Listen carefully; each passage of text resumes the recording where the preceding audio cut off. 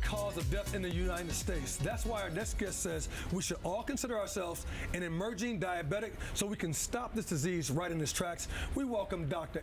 Ernst from Cornerstone Health Center. Hello, sir. How are you doing? Excellent. Thank you for having me today. Diabetes has affected absolutely everyone, and there are 3 types of diabetes. So tell us about type 1, which is known as juvenile diabetes. Yeah, so that's the one that tends to affect children more than adults.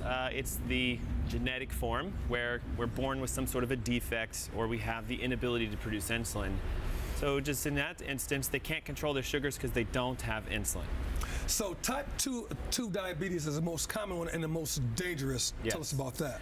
So type 2 is unlike type 1, where we actually can produce insulin, so we have enough, but it just doesn't work at the cellular level. So this is called insulin resistance, or type 2 diabetes.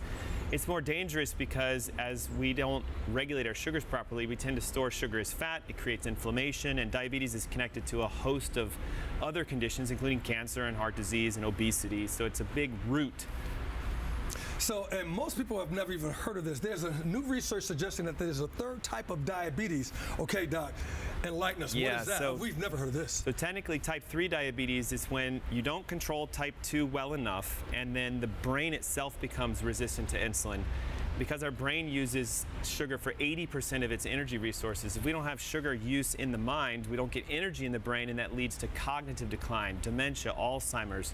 So the suggestion is neurological degradation is type 3 diabetes. So what happens when we get too much insulin, you say? So that's when, yeah, so type 2 diabetics have a lot of insulin. It doesn't work, and so it just keeps piling up, and that leads to inflammation. It affects your cholesterol. It can change your focus, memory, attention, and that's how, if you don't control that over time, it leads to the degradation of the brain, which is type 3. So what is the connection between diabetes and the spine? That's a great question. So we know the pancreas is supposed to produce insulin as a response to the sugar. Well, the only way your body knows that that needs to happen is if you have a neurological signal. So there's a nerve that comes out of the back of your neck called the vagus nerve, and if that nerve has any interference or obstruction, then you don't regulate that properly, and so it could be that you have a neurological cause for the diabetes that you have. So here's a good question for you. Is it possible to reverse diabetes in less than 90 days? Oh, absolutely. I mean, I've seen it multitudes of times in my office. The big thing is you're not going to reverse it if you just treat the symptoms. So if you take medications to bring your sugars down, you'll never reverse it. But instead, if you go after the cause, find out what type you have and correct that, then yes, you can resolve it in as little as 90 days. And that requires us to be steadfast in doing the treatments, correct? Well, that's why I said we should all treat ourselves as if we have diabetes, because most people don't check their sugars regularly. They have no idea what their A1C is. So if you know these numbers and you know your type, you can actually fix it yourself. Well, Dr. Ernst is offering a complimentary 15-minute phone consultation to discuss diabetes and other health issues. The number to call is 704-597-7490.